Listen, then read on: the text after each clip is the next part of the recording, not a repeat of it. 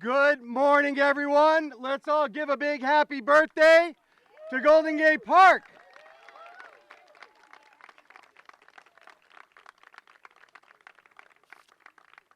A brief love note to kick off the festivities.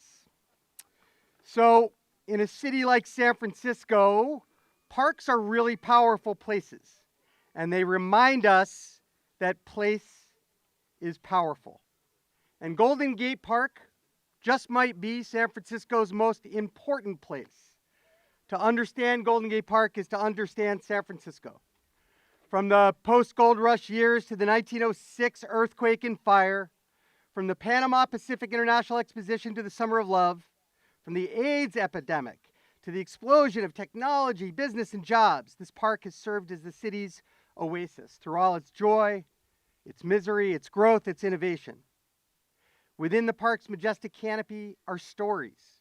Stories about class, about race, about nationality and religion. Stories about conflict and peace. Stories about gentrification and equity. Stories about constancy and change. Stories about stewardship and stories about destruction. Stories about technology and nature, about celebration and suffering, about art, music, and food, about large gatherings and solitary strolls, stories about communities, neighborhoods, and families, stories about all of us. On a personal note, this park is my most important place. No other place knows me better. This park has watched me fall in love, raise my 2 daughters, make friends, build my career. Golden Gate Park has helped me work through struggles and challenges. It has helped me find joy and health and inspiration. Its trail network and its tree canopy have offered me privacy and shelter to find myself. During my time as our parks director, I've had the humbling opportunity to influence the park's landscape, its form and rhythm through both preservation and through change, with the ghosts of William Hammond Hall and John McLaren watching closely. Over the last 15 years, we've restored the fountains and the bandshell and the music concourse. We've rebuilt the Murphy Windmill and the Parkade Station. We've renovated the Beach Chalet soccer fields, the Golden Gate Park 9-hole golf course and clubhouse, Kezar Stadium, Kezar Triangle. We've added Jean-Michel Thoniel's La Rose de Vent behind me, the first piece of permanent art added to the park in generations, right here in Conservatory Valley. We've added a restroom at the 45th Avenue Playground, renovated the long bowling greens, improved almost all of the park's entrances and signs. We now call Speedway Meadow Hellman Hollow. We now call Middle Drive East Nancy Pelosi Drive, and we call Sharon Meadow Robin Williams Meadow.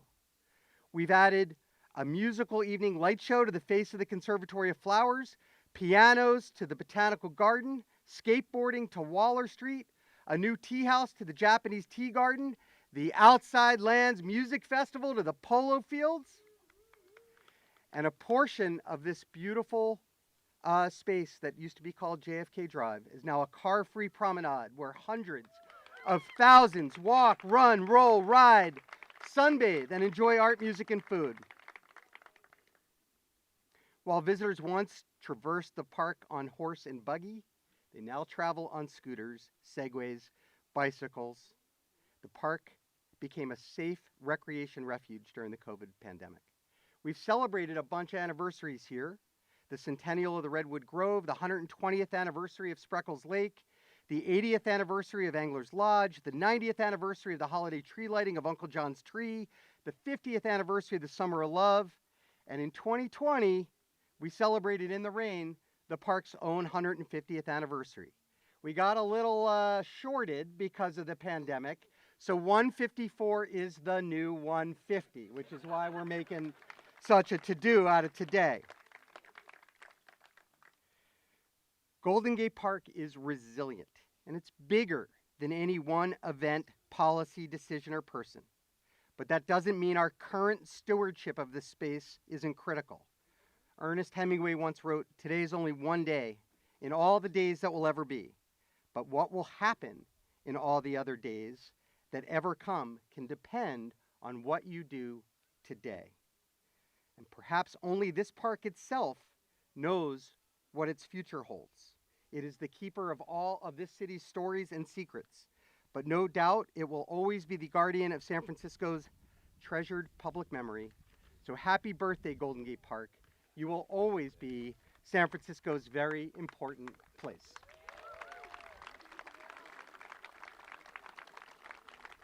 Not bad for a 154-year-old. No, I'm not that old. All right.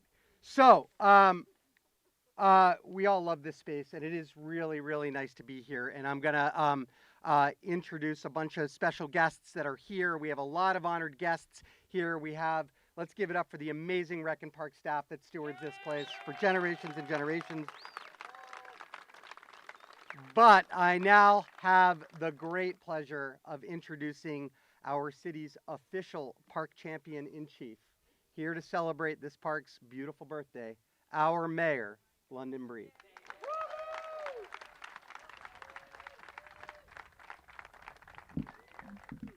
I mean, who doesn't love a birthday party?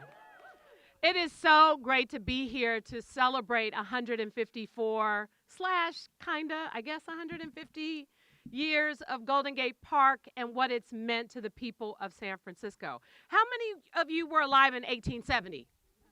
Nobody? Sure? I was. Nobody? Okay. Well, the thing about this park and its establishment, it made it possible for people all over San Francisco to enjoy. It has so many stories, as Phil has talked about, but also it has a great story that I want to tell about the Children's Park, which was the first public playground for children in the city and county of San Francisco. And how many of you have spent time going up and down that slide with a piece of cardboard? Memories all over the place.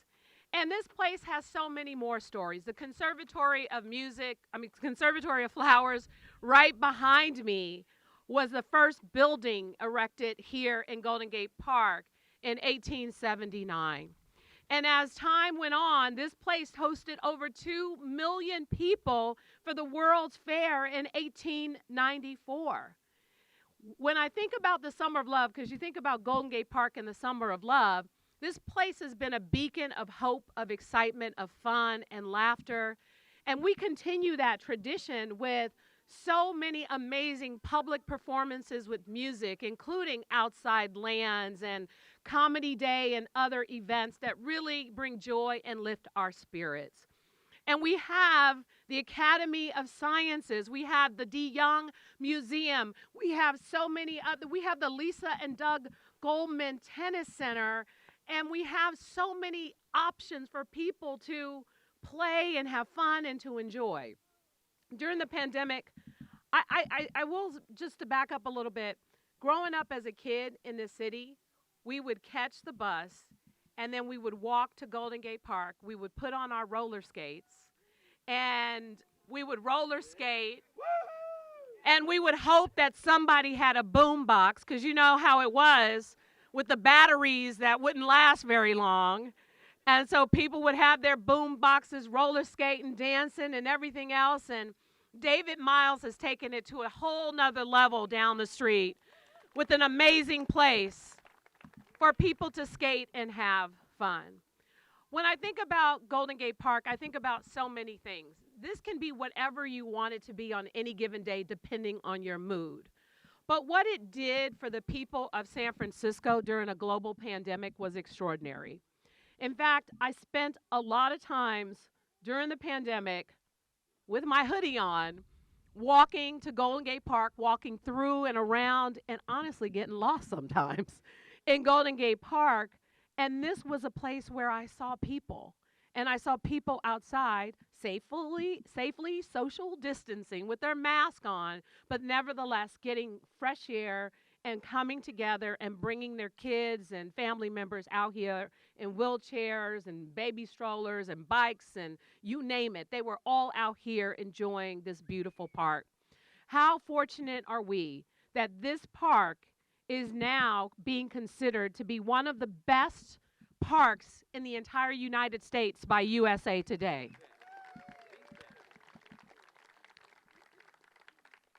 And it's not too late to vote, so go online at USA Today so we can make it official.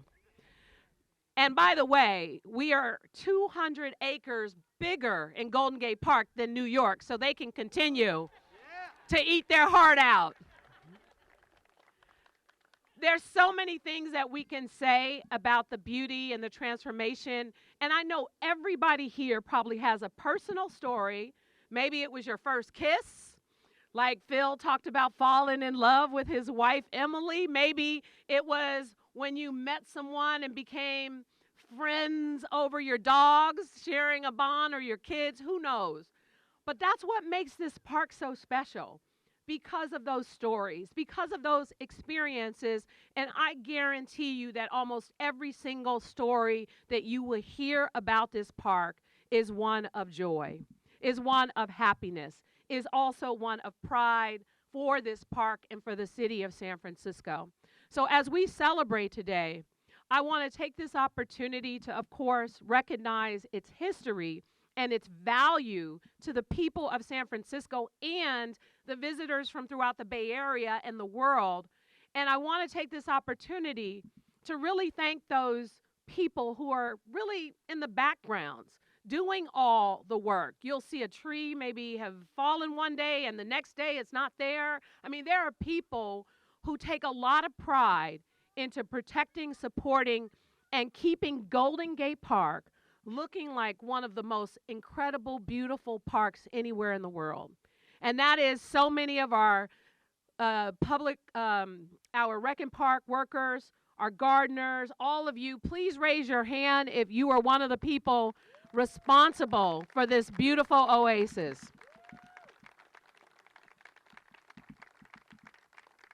Thank you for all you do for not just Golden Gate Parks, but our 220 parks around the entire city. It is so great to be here with each and every one of you and to just celebrate this incredible milestone.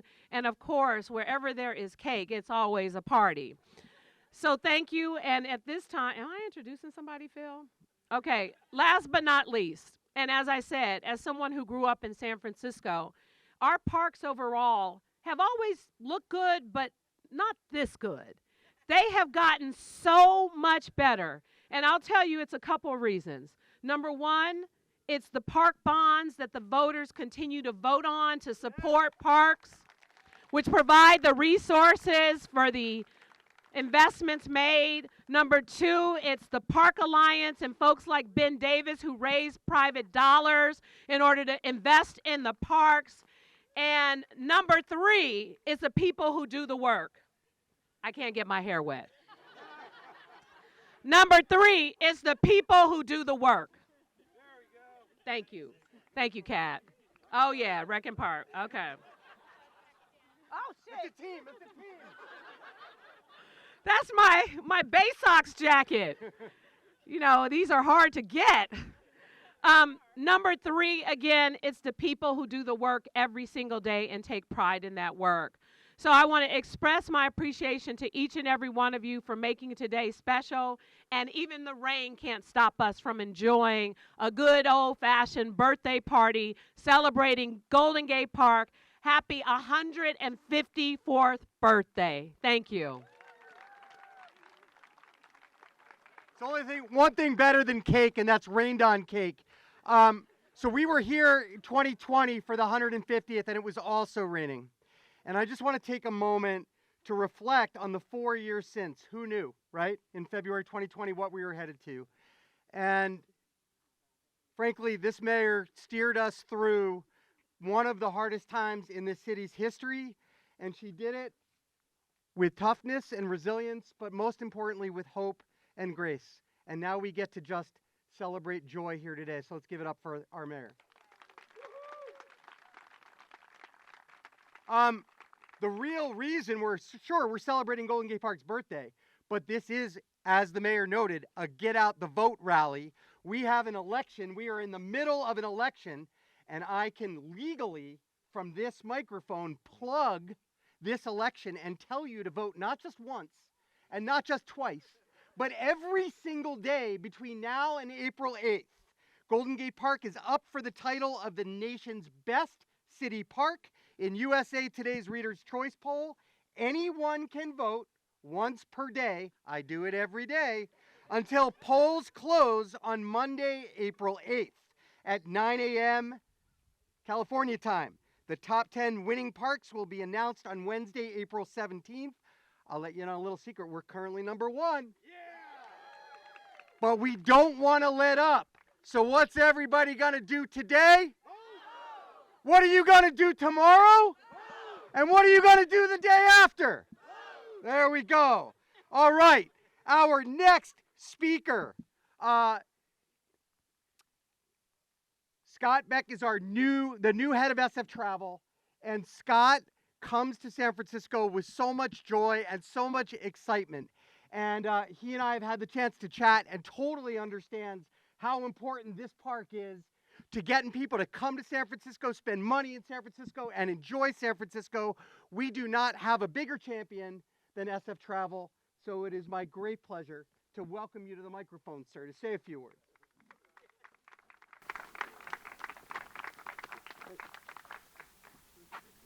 Wow. Mayor Breed, thank you, and Phil, thank you for the warm welcome. As a new San Franciscan, I feel like it's just such a special opportunity. My association with this park began as a visitor.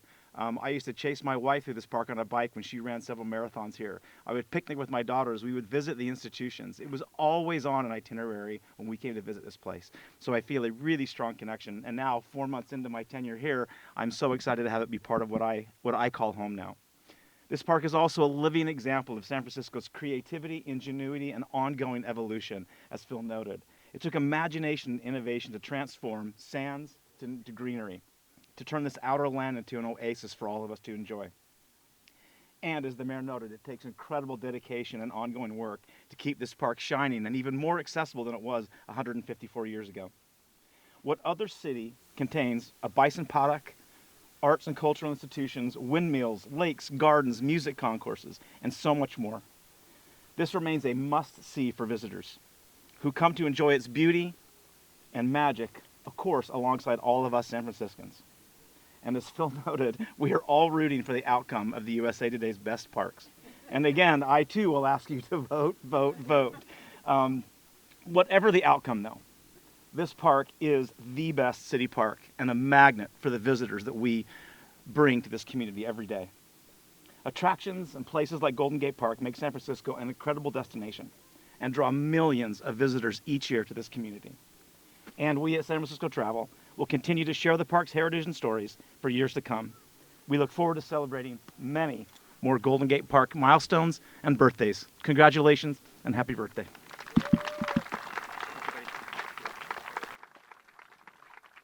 All right, we're getting down to the big happy birthday, but just some very special acknowledgments. First and foremost, speaking of birthdays, Scott Sampson and Lee, can you please just stand up for a second? It is not just Golden Gate Park's birthday today. It is also the Academy of Sciences. Now, the Academy of Sciences was not always in the park. Is it true, Scott, that it is celebrating its 171st? Did you tell me that? So it is actually older than this beloved park, and it has been in this park for 99 years, I believe. Is that correct? Scott and Lee, thank you for, this park is great because of your institution, and we like to think your institution is great because of this park. Happy birthday, Academy. I also want to recognize our amazing Rec and Park Commission. Our president, Kat Anderson, is here. Our Vice President, Joe Hallisey. Commissioner Benita Louie is here. We are also joined by a handful of really wonderful partners that make it work. Rodney Fong, the head of our Chamber of Commerce, is here. Stephanie Linder, the head of the Gardens at Golden Gate Park. We are in your front yard, Stephanie. Thank you very much. You heard him back there hooting and hollering when the mayor was talking about roller skating. David Miles, Skating Place. And then from Illuminate, who works tirelessly to light this place up and create joy and placemaking, my friend Ben Davis. And I know I'm forgetting somebody, and I am losing my notes, but I also, most importantly, our friends from another planet. There is a special bit of news. We have Outside Lands coming first week of August. And Alan, is it not true that already Eager Beaver tickets are sold out? That's because that show is hot, hot, hot. And thank you very much for assigning two very important members of your organization to join us for our birthday today. Let's give it up for Ranger Dave and Ranger Ruth.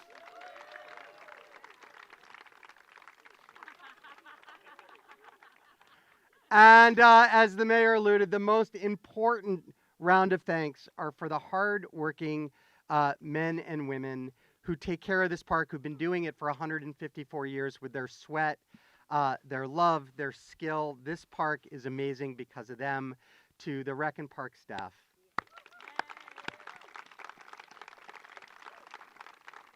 All right. So now's the time. It is time for Happy Birthday. And to grace us with an a cappella version of Happy Birthday from our very own Young People's Teen Musical Theater Company, Jet Agoy. Jet, where are you? Hey, Jet. Are you ready for this? All right, let it rip. Just gonna adjust this microphone really quick. Yeah. They're counting on me for the tech. You know we're in trouble. All right. All right, happy 154th anniversary. I'm going to be singing Happy Birthday for Golden Gate Park now. Happy birthday to you. Happy birthday to you. Happy birthday. Happy birthday. Happy birthday to you.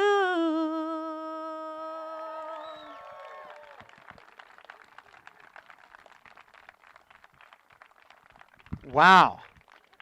All right. Thank you, Jet, so much. Here to the next 154 years of joy. Happy birthday, Golden Gate Park. Let's eat some cake.